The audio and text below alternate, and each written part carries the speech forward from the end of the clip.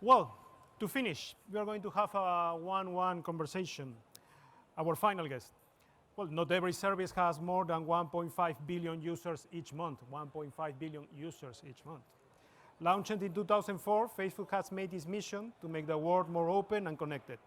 People use Facebook to stay in touch with friends, family, to discover what's going on in the world, and share and express that what matters to them.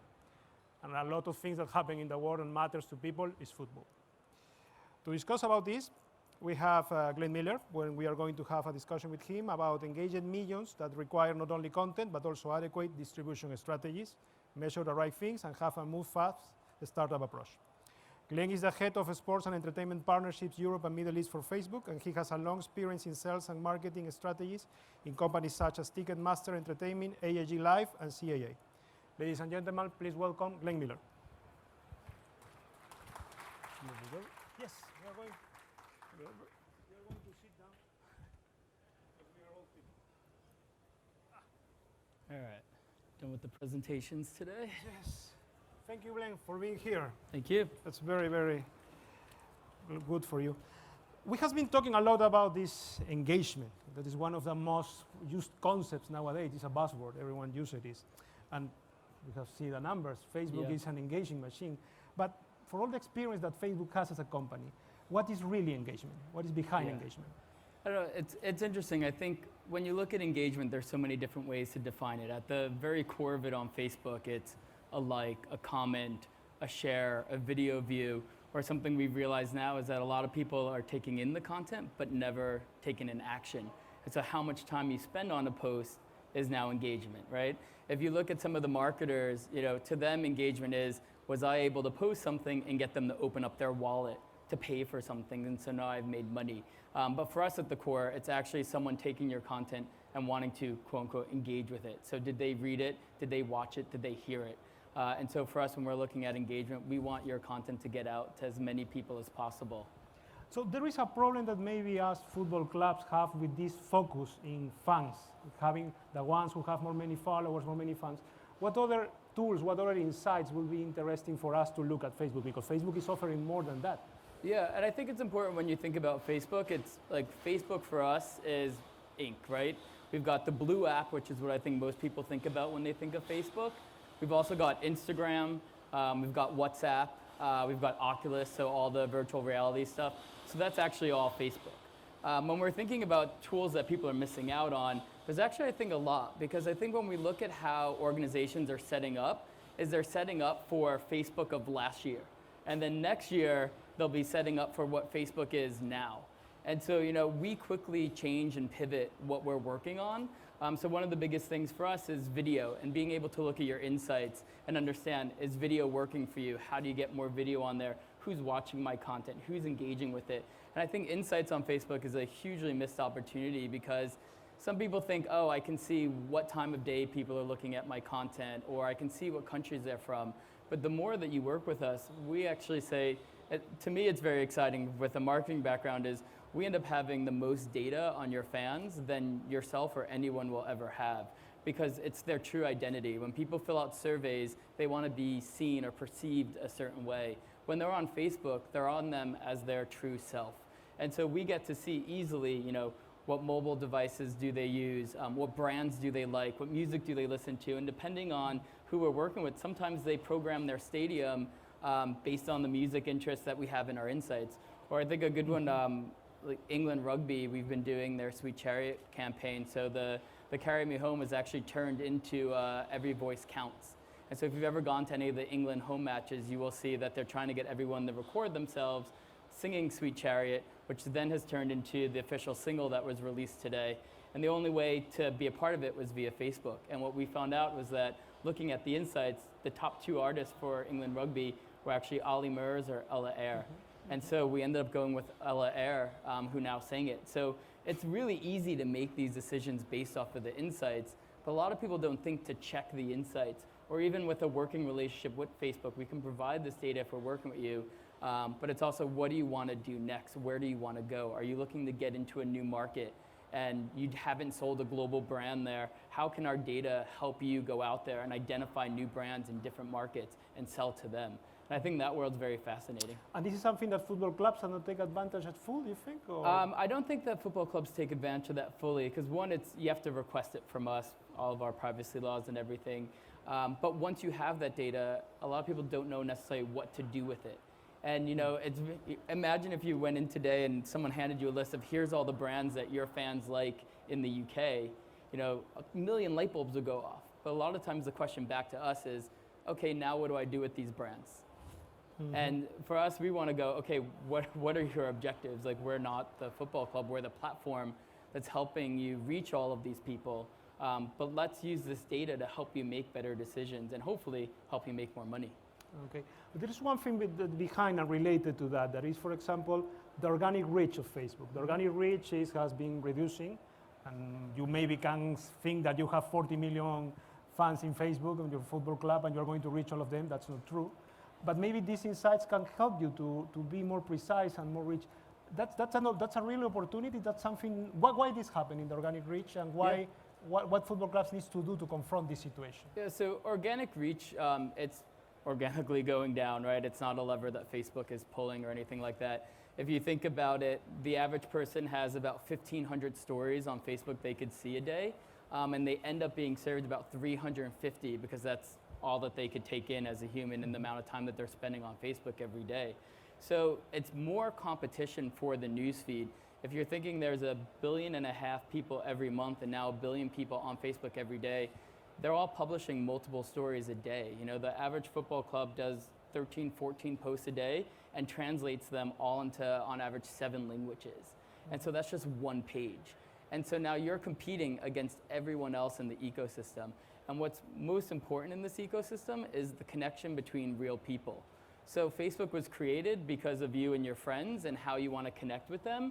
And then that's grown, and we've just happened to continue listening to our users to build a platform that's scaled globally. And then now we've got their interest in there, and their interest is football. It might be some artists that they listen to. And now you're competing with friends. And so one of the things that what we always say is when we're thinking about it is a lot of the football clubs, sports, and especially entertainment does this terribly, is they use it purely as a marketing channel. And we always say, imagine if your friends started posting, buy this ticket today, watch this video, download this single, what would you do? You'd probably unfriend them. And so these people, the users on Facebook are looking at the clubs and looking at the entities and the brands as real people. And you have to treat them in that way. And I think that's where some of the hardships, I would say, with the algorithm kick in, is because people are using these big channels just to market to them. That's when in actuality, they need to build that one-to-one relationship with them, which Facebook allows at scale. Part of make this create relationship is providing interesting things and relevant things. And one of those things maybe is the content that we produce. We are somehow limited because we have already sold our broadcasting rights and stuff like that. But you have been working extensively with entertainment, with other sports, etc., etc.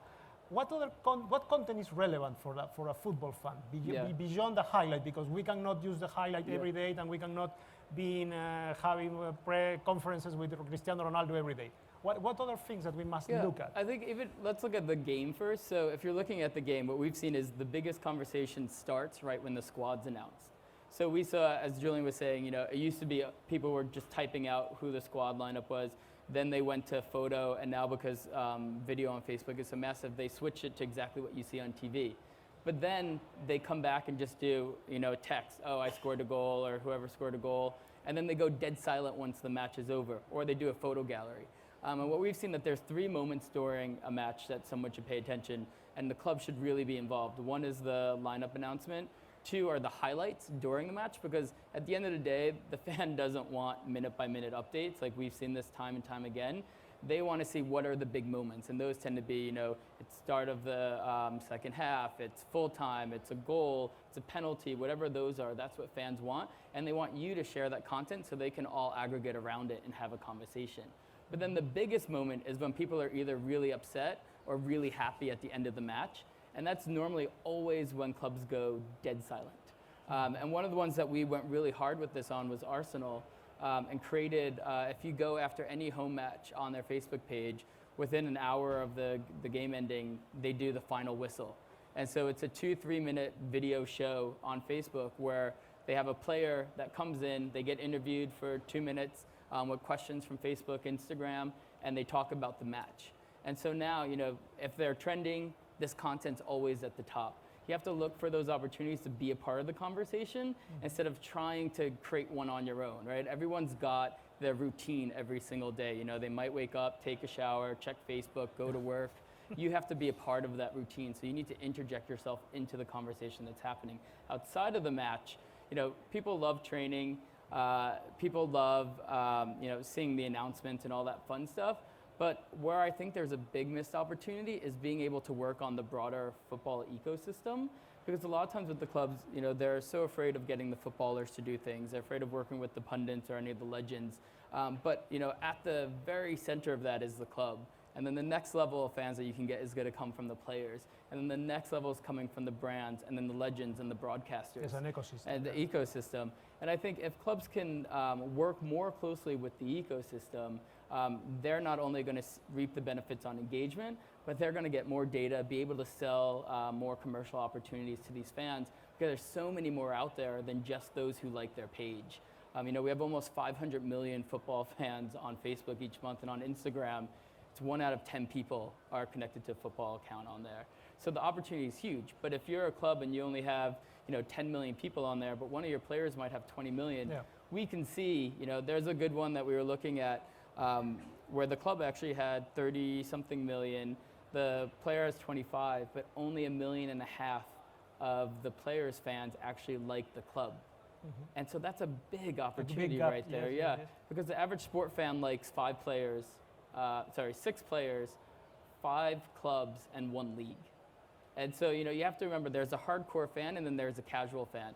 The casual fan can't name, the best 11 or anything like that. You're lucky that they know a few of the top players and they might know a couple of the clubs. And so that casual fan is liking tons of players, tons of clubs, and now it's up to you to go and use the leverage for who you've paid for, which is your player. Is that the tone of voice is important, because you usually follow people, and players are people. Football clubs have no people. What did football clubs need to change in the way that they talk to the fan, the tone and manner of the communication? Yeah, so we always say, fans on Facebook see the clubs as people. That's no surprise, right? They will bleed for them. And we think it's really important that, one, you take the values of the club and turn it into a voice, and that voice needs to stay consistent with all posts. When you have a commercial post, you shouldn't change your tone or the way you're speaking just because now you have a sponsor post, because at the end of the day, that sponsor post written in a different tone is actually going to decrease your engagement, because fans are going to go, oh, this isn't the club, they're just required to do this. So then they'll stop engaging with the post. You need to be able to find your voice and then create content that stays with that voice while still knowing that you have to do commercial commitments, etc. But what's best for those fans? What I've found a lot is that a lot of the clubs are hiring journalists to run their pages, and they write Facebook updates or even Instagram updates, which is even more fascinating, as if it's a news article. They'll put, watch this video, and every time there's a video, they'll say, watch this video. And it's like the fan sees it's a video. You don't need to tell them it's a video. But you have to talk to them as if they're a person. And I think if you're writing for a newspaper, that doesn't translate to a Facebook post. There's other tools on Facebook that work for writing that type of content. That's a good example, because Facebook is not only Facebook. Things are getting more streamlined and more straight. Instagram, for example. Instagram, we were talking, I think it has more engagement than Facebook, and it's just pictures. Yeah, so Instagram content, it goes so well. People love photos, right? If you think about a lot of the footballers, they don't have to worry about what they're going to say. They just have to worry about posting the right photo. And the thing that works the best that we've seen in sports is we say just better together. So the moment there's a photo with more than one person in it, it just explodes on Instagram. And we think that what's really key there is that Instagram's built to download so quickly the photos. Everyone used to say, why is it square? And now we rolled out to do vertical and horizontal images, but you can't zoom in on them. And it's because when you're thinking about the hundreds of millions of people around the world who are using it, their service is only X capacity. And so we have to get that photo to you so quickly. And I think that's something that a lot of people forget when they're working with Facebook or Instagram, is that we're managing such a large audience that if we do something to aggregate an audience on Facebook, we have 1.5 billion people to upset. And so all the stuff that we're doing is based off of the feedback that we get from the users. I'll never forget when photos launched on Facebook. We didn't have photos, and what we saw was people were changing their profile picture to show where they were. And so that we do hacks overnight where engineers got together, and literally they go from about 8 p.m. to 8 a.m. They get pizza, everyone comes together, they have these ideas, and they build a prototype. And photos came out, and then they launched the next day. Yes. And then we got the feedback. People want to upload multiple photos. People want to tag friends. And so the product continued to evolve. And that's the way we think about everything at Facebook, is we need to launch something, get the feedback, and then continue to build it based on how users are using it. That's the thing, because the problem is that, this is what we say, so football clubs are not startup companies. They don't have this approach and this thing. It's the same question that we have for Steve. If there are something that the clubs needs to change beyond the competences, beyond that you need maybe journalists who type, who don't put video or stuff like that, thinking about culture and strategic vision, what do you think a football club needs to approach this type of to be successful as Facebook? There's two things. The first one is I've seen that a lot of times digital is seen as a service instead of part of the core business. And digital is part of the core business. You know, it's like when you're separating newspapers from TV or even all of the traditional media, and then you put social media in a different bucket. You know, the worlds have collided and they're blended, and you have to treat it that way. You don't put together a marketing plan and go, let me ask the social guy for just this piece if he's not part of the whole thing. That's one thing. The other thing is, I would say and advise to take more risks, because so many things where things could be so much better is if there was less fear. And there's a lot of fear around posting something that the media might pick up or that someone's going to take negatively, when in actuality, a lot of the things that they're afraid about only affects a very small amount of people in a region, but yet these are huge global brands. And a lot of people will not know what the Mirror is in the UK or even outside the UK for that matter. And you have to think about that. You have to, yes, react locally, but you have to think with a global brand. And if you're not thinking globally, we see that your numbers aren't going to grow, your engagement's not going to get there, you're not going to get the commercial opportunity. And it's just really important to take more risk and, you know, forget about, you know, the fear that you have sometimes about what someone in traditional media might say. Yeah, well, there is a lot of fear, and also the problem is that always this fear, you transmit that fear to your ecosystem. That is important about the players, for example. There are these guidelines that clubs are throwing up to the players. What are the things that really the player don't need to do? Because if you start giving all the rules, the guys feel like this and they do nothing, you know. And then what are the really things that the player need to understand to join a social media platforms like Facebook and Instagram? Because you have a lot of terror stories that you were telling me. What really is the thing? Yeah, I think what we just try to tell everyone is, you know, you have to get them in the mindset that whatever they do is public. And so one of the things that we did was created a separate app on Facebook just for celebrities, public figures, that when they go in there, everything they do is public. So there's no wondering, am I on my personal profile or am I on my public page? And I think we try to get people to understand whatever you're putting out there, someone's going to see. You have to give them a little bit of that fear, but you also have to let them understand it, because if they don't, then they're going to go post something that, you know, the club might go, hey, you shouldn't have done that, and then now they'll never post again. And I think they're so used to, when it comes to social media, they're so used to hearing, don't do this, don't do that, when a lot of times I think the conversation should be shifted as to, here's the great things we think you should do. I always hear from a lot of the footballers that they want to post a lot of pictures of them, you know, playing golf or going go-karting, or even just, there was a thing that was really popular on Instagram that was called I woke up this way. It was a hashtag, and it was everyone when they woke up in the morning, they would take a photo and post it with that hashtag. A lot of conversation. And a lot of the footballers were told no, they can't do that because the clubs didn't like how they looked in the morning. And the only difference was some of them that have long hair, their hair wasn't done, right? And so there's nothing actually detrimental to that. And I think people want to connect with them just like they connect with their friends, but you have to provide reasonable guidelines as to what they can do.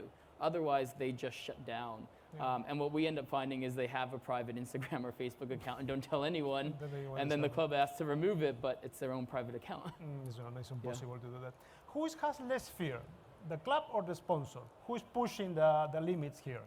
Based on your experience, you are working a lot with them. Yeah, I think the brands should have less fear, but I think the brands don't always know the best content to publish that's going to talk to real people. I remember sitting at CA and we were doing all these deals for a lot of our artists, and the brand still cared about the size of their logo. And it was like, the size of the logo isn't going to get someone to buy your product more. Fans see the brand as access. So how can the brand provide access? One of the things we did with Samsung and Wayne Rooney, I remember, was he was opening up the Manchester store, and they were going to go and do traditional interviews, and they wanted everything to live on the Samsung page. And we sat there and said, you're spending all this money to sponsor Wayne, and he's got way more. I think he's 10x, actually no, 100x in theirs, because they were only at like 300,000. He's almost 30 million. And so we're like, you spent all this money, but you're not even activating his fans. So we came up with one side pushing traditional media to do what they needed to do. We created a video series with him at the store here that lived on both Samsung's page, and then unique stuff went to Wayne's page. And so now the Samsung brand was brought into Wayne's territory, where he had his almost 30 million fans. And I think that's where it gets interesting, is these brands need to do things where the fans are, and need to do things that speak directly to the fans. To the fan. Yeah. Well, that's maybe because, in football clubs, we always have these mature business models, and we are looking always to our own belly and trying to do things like that way.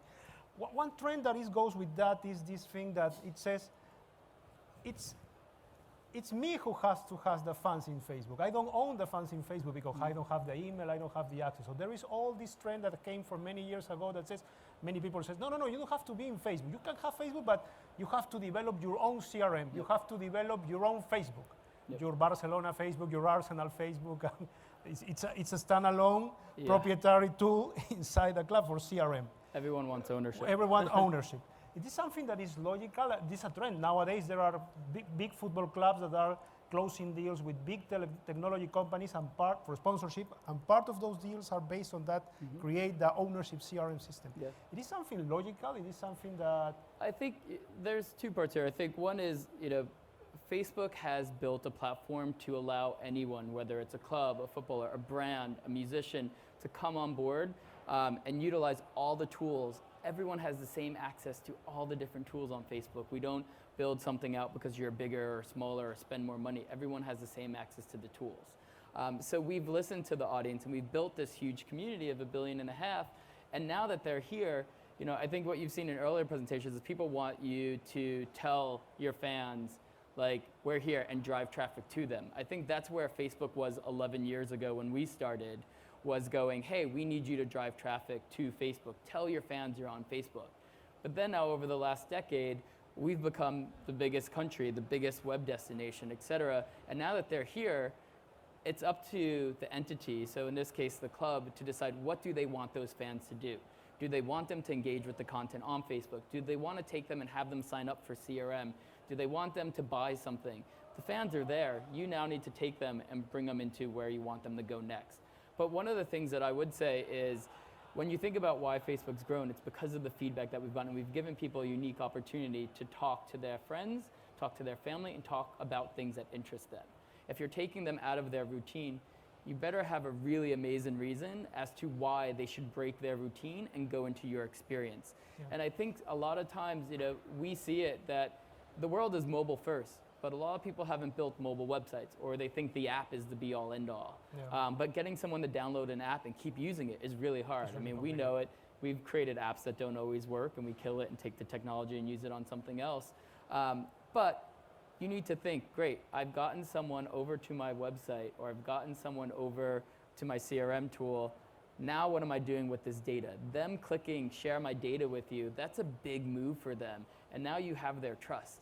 And what are you going to do with that? And I think that's where a lot of the clubs need to step up, is if you're getting them to share your data, that's a big move for them. What are you doing to keep them there? Yeah, because at the end of the day, we're discussing, clubs are talking about all this CRM, but we are receiving the same emails, without personalization. Yeah, and the other thing too, back on the web, the mobile websites, is we've seen on average a mobile website takes about 7 to 9 seconds to load, and that's already 5 to 7 seconds too long for most mobile users.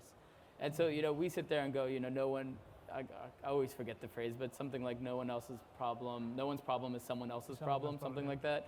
And so we are helping out like the news industry with that, where we take all this traffic, we're the #1 referral of traffic on the web, but they can't see your content. And so we sat there and said, how do we help you get your content back in front of these people that we're driving traffic to? And so we created instant articles, which is in a test now, where so you have like The Guardian and Nat Geo, who publish thousands of articles a day. They load directly in Facebook. And so someone sees it, they tap it, the whole article's there. There's a rev share model, so they're still making their money. And at the same time, we're doing the deals with ComScore and all the tracking companies so that their web traffic doesn't drop, so that they can still sell it, but now with the new traffic that they're getting from Facebook. You have make all the circle completed.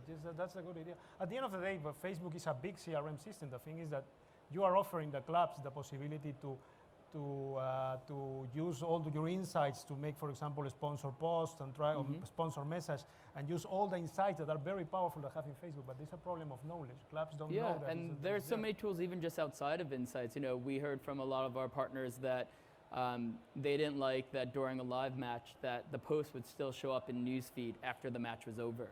And so we rolled out to everyone what we call post end date time. So you can go when you're making your post, you can select a date and time, and that post stops showing up in newsfeed. You know, some people go, oh, but that's going to decrease my engagement, et cetera, because it doesn't have a shelf life of forever, and now that shelf life might only be the 90 minutes of the match. But we're giving people more control of the content they're posting. It's a thing of knowledge and understand how to use the tools. Are there any questions, please, from the audience? It's always the quiet part out here is the questions. Questions are always quiet here. We've got one. There's a question there. Sir, please. Hi, it's Casper from One Football. There's one question. You mentioned that from the 30 million Wayne Rooney followers, you did this Samsung piece and posted it on the Wayne Rooney page. How many actually of those 30 million engaged with that Samsung piece, or on average with those brand pieces? Yeah, it really changes. So I would say on Wayne, I mean, on a lot of football, I will say we tend to see when it's the individual footballer, a lot of their content will actually reach more people than like their page. Like a good example, like Aaron Ramsey, like his posts generally reach more people than like the 5 million people that like his page. Every content is different, but if you're talking about commercial content, there are things that actually we learn from the habits of the fans. And so with commercial, you tend to see less engagement because the fan goes, I'm okay seeing this content, but why aren't you showing it to me as an ad? Like, you're taking advantage of this spot in my news feed, I don't want to see it. So we look at negative feedback from users, and that negative feedback might be that they're hiding a post or they're completely ignoring the post. And so what we're trying to do is get the best content that you're publishing in front of those people, and if there is a brand content or a commercial opportunity, that content better be just as good, or they should just be, you know, promoting it, right? Because then the user gets used to that. We don't want a user to go, oh wow, all they do is market to me, so now I see a fourth commercial post and they click the button and click hide all. Because now there's no way for you to get that user back. And so we're trying to prevent people from clicking hide all, which is why tone of voice, the way you write, the quality of your content is ever so important. That's a very important, there's a point inside all this thing that is the iterations that is happening, because these gentlemen have launched Facebook, but they are, are you listening? They are testing every time what people is using, what they are not using, how they are behaving, and taking that information in real time, they are reshaping in real time the product. The things that happen in usual companies or football clubs that is that we launch the website or we launch the app and we don't touch it in, don't know, 6 months, 1 year, or longer than that. Longer than that. So that's not possible. You don't grow to 1 billion users. You don't grow to a streamlined application, launching the thing and leaving it go.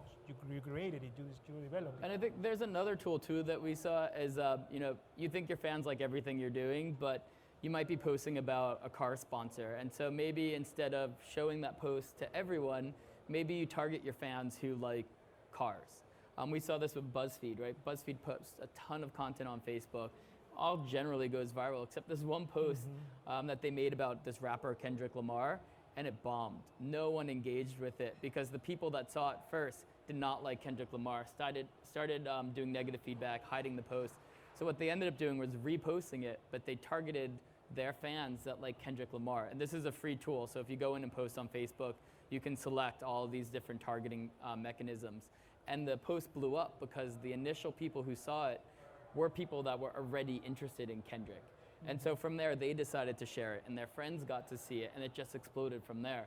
And that's the thing is a lot of the content that's being shared on Facebook, when you post it, videos, it's 53% of all views on Facebook come from shares. Not because they saw it on your post, but because someone clicked share on your page and put it on their own personal profile. That's why the product needs to be shareable and needs to be interesting. Yes. And it needs to be mobile. Most people are on mobile.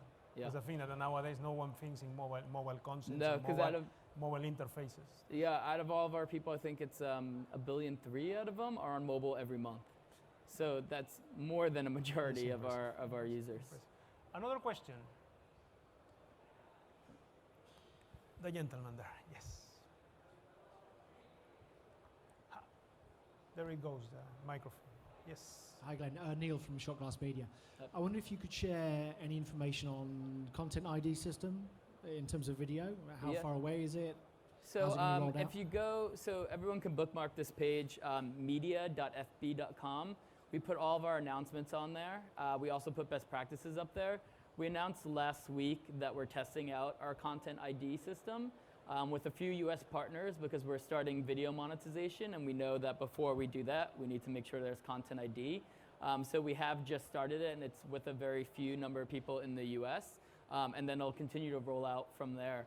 But video for us is brand new when you think about it. December 2013, we had no one working on video. All it was like a button on Facebook, and you hope when someone uploaded a video file, it actually worked.